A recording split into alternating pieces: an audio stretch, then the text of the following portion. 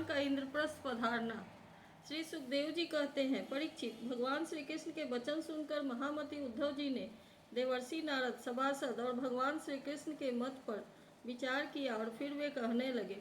उद्धव जी ने कहा, भगवान, देवर्षि नारद जी ने आपको यह सलाह दी है कि फुफेरे भाई पांडवों के राजसूय यज्ञ में सम्मिलित होकर उनकी सहायता करनी चाहिए। उनका यह कथन ठीक ही है और साथ ही यह भी ठीक है कि शरणागतों की रक्षा अवश्य कर्तव्य है।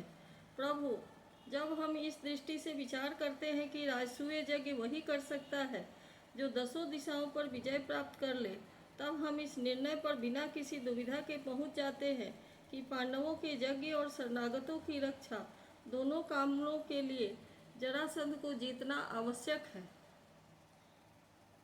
प्रभु, केवल जरासंध को जीत लेने से ही हमारा महान उद्देश्य सफल हो जाएगा, साथ ही उससे बंदी राजाओं की मुक्ति और उसके कारण आपको सुयश की भी प्राप्ति होगी। राजा जरासंध बड़े बड़े लोगों के भी दांत खट्टे कर देता है, क्योंकि 10,000 हाथियों का बल उसे प्राप्त है। यदि उसे हरा सकते हैं तो केवल भीमसेन, क्योंकि वे भी वैसे ही बली हैं। उसे आमने सामने के युद्ध में एक वीर जीत ले, यही सबसे अच्छा है। 100 अक्षौहिणी सेना लेकर जब वह युद्ध के लिए खड़ा होगा, उस समय उसे जीतना आसान न होगा। जरासंध बहुत बड़ा ब्राह्मण भक्त है। यदि ब्राह्मण उससे किसी बात की याचना करते हैं तो वह भी कोरा जवाब नहीं देता। इसलिए भीमसेन ब्राह्मण के वेश में जाए और उससे युद्ध की भिक्षा मांगे। भगवान, इसमें संदेह नहीं कि यदि आपकी उपस्थिति में भीमसेन और जरासंध का द्वंद्व युद्ध हो तो भीमसेन उसे मार डालेंगे। प्रभु, आप सर्वशक्तिमान, रूप रहित काल स्वरूप है। विश्व की सृष्टि और प्रलय आप ही की शक्ति से होता है। ब्रह्मा और शंकर तो उसमें निमित्त मात्र हैं। इसी प्रकार जरासंध का वध तो होगा आपकी शक्ति से, भीमसेन केवल उसमें निमित्त मात्र बनेंगे।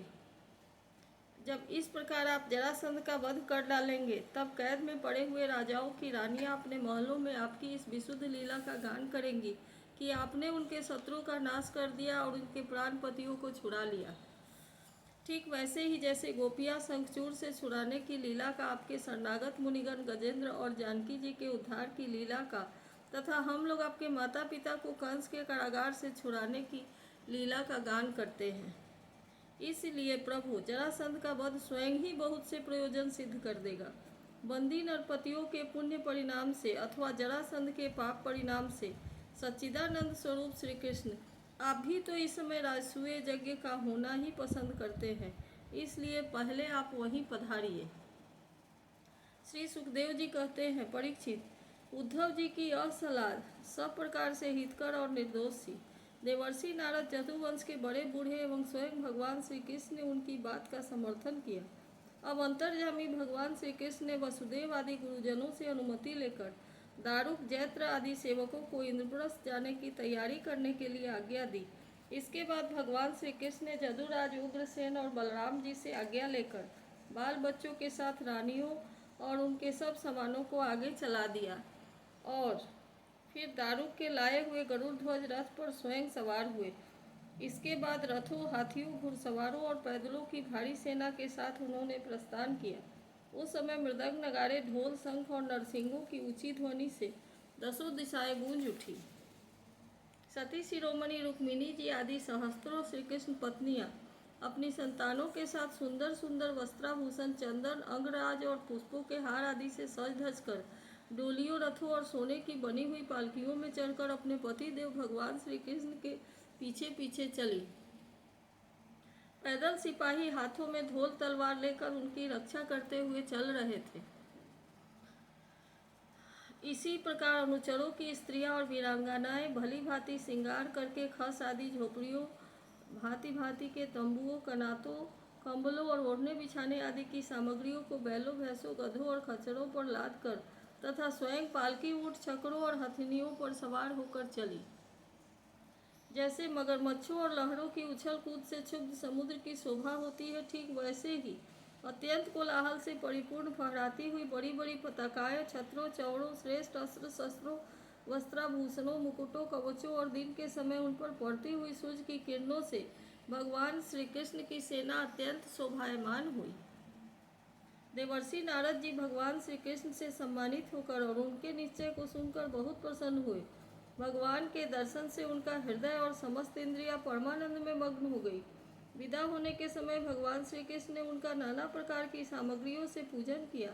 अब देवर्षि नारद ने उन्हें मन ही मन प्रणाम किया और उनकी दिव्य मूर्ति को हृदय में धारण करके आकाश मार्ग से प्रस्थान किया।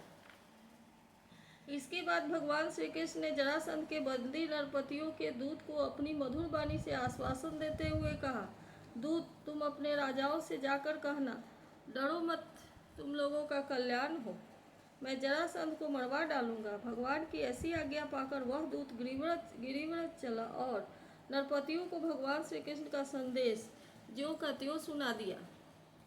वे राजा भी कारागार से छूटने के लिए शीघ्र ही भगवान के शुभ दर्शन की बाट जोहने लगे। परीक्षित, अब भगवान श्री कृष्ण आनर्थ, सौवीर, मरु, कुरुक्षेत्र और उनके बीच में पड़ने वाले पर्वत, नदी, नगर, गांव, अहिरों की बस्तियां तथा खानों को पार करते हुए आगे बढ़ने लगे। भगवान मुकुंद मार्ग में दसद्वती एवं सरस्वती नदी पार करके पांचाल और मत्स्य देशों से होते हुए इंद्रप्रस्थ जा पहुँचे। परीक्षित, श्री कृष्ण भगवान का दर्शन अत्यंत दुर्लभ है। जब अजात शत्रु महाराज युधिष्ठिर को यह समाचार मिला कि भगवान श्री कृष्ण पधार गए हैं, तब उनका रोम रोम आनंद से खिल उठा। वे अपने आचार्यों और स्वजन संबंधियों के साथ भगवान की अगवानी करने के लिए नगर से बाहर आए। मंगल गीत गाए जाने लगे, बाजे बजने लगे, बहुत से ब्राह्मण मिलकर ऊंचे स्वर से वेद मंत्रों का उच्चारण करने लगे।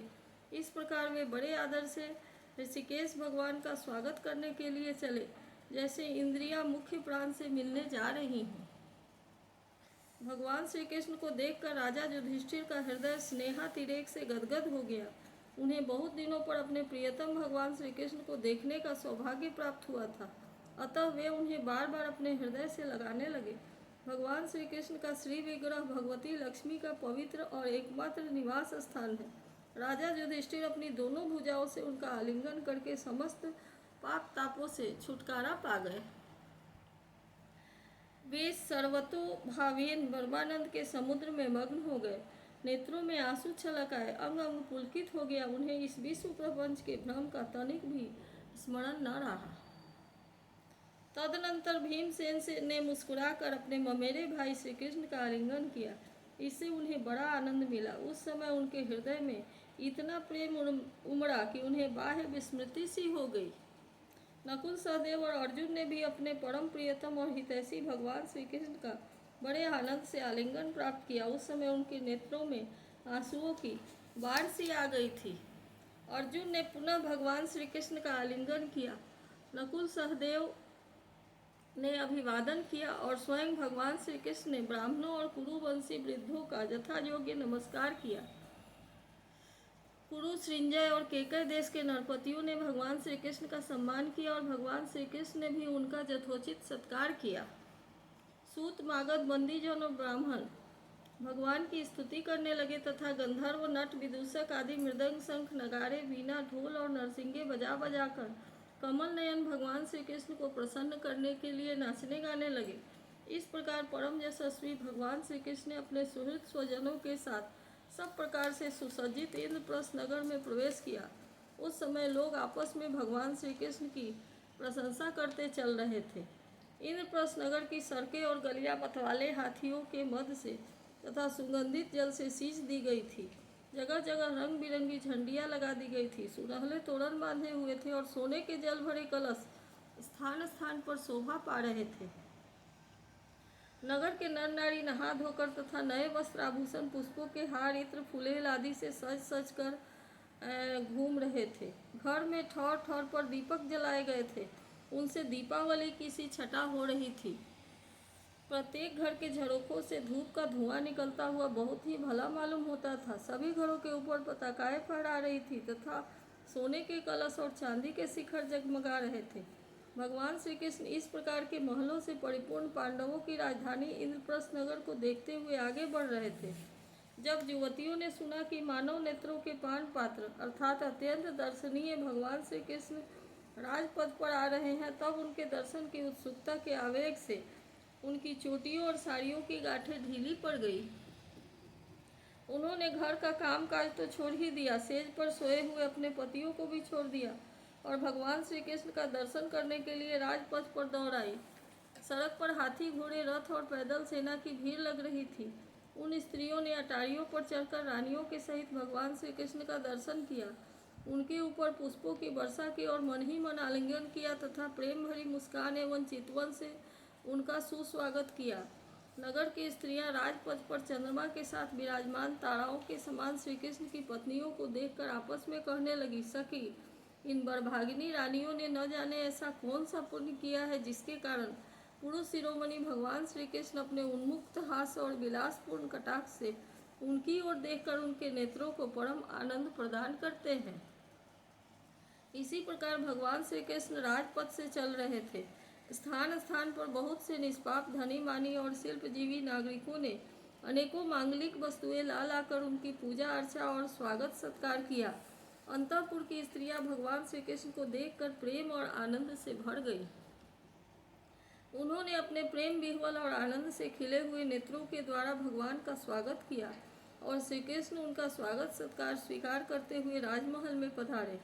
जब कुंती ने अपने त्रिभुवनपति भतीजे श्री कृष्ण को देखा तब उनका हृदय प्रेम से भर गया।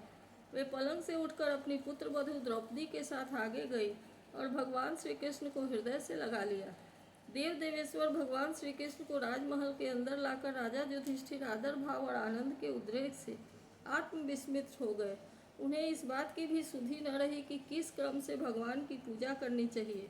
भगवान श्री कृष्ण ने अपनी फुआ कुंती और गुरुजनों की पत्नियों का अभिवादन किया। उनकी बहन सुभद्रा और द्रौपदी ने भगवान को नमस्कार किया।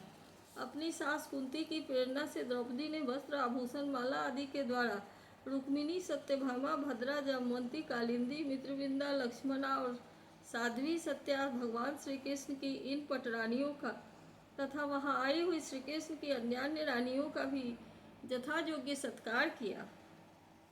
धर्मराज युधिष्ठिर ने भगवान श्री कृष्ण को उनकी सेना, सेवक, मंत्री और पत्नियों के साथ ऐसे स्थान में ठहराया जहां उन्हें नित्य नई नई सुख की सामग्रियां प्राप्त हो। अर्जुन के साथ रहकर भगवान श्री कृष्ण ने खांडव वन का दाह करवाकर अग्नि को तृप्त किया था और मयासुर को उससे बचाया था। परीक्षित, उस मयासुर ने ही धर्मराज युधिष्ठिर के लिए भगवान की आज्ञा से एक दिव्य सभा तैयार कर दी थी। भगवान श्री कृष्ण तथा राजा युधिष्ठिर को आनंदित करने के लिए कई महीनों तक इंद्रप्रस्थ में ही रहे। वे समय समय पर अर्जुन के साथ रथ पर सवार होकर विहार करने के लिए इधर उधर चले जाया करते थे। उस समय बड़े बड़े वीर सैनिक भी उनकी सेवा के लिए साथ साथ जाते थे। इति श्रीमद्भागवते महापुराणे पारमहंस्यां संहितायां दशमस्कन्धे उत्तरार्धे कृष्ण सत्येन्द्र प्रस्थं गमनं नामैकसप्ततितमोऽध्यायः।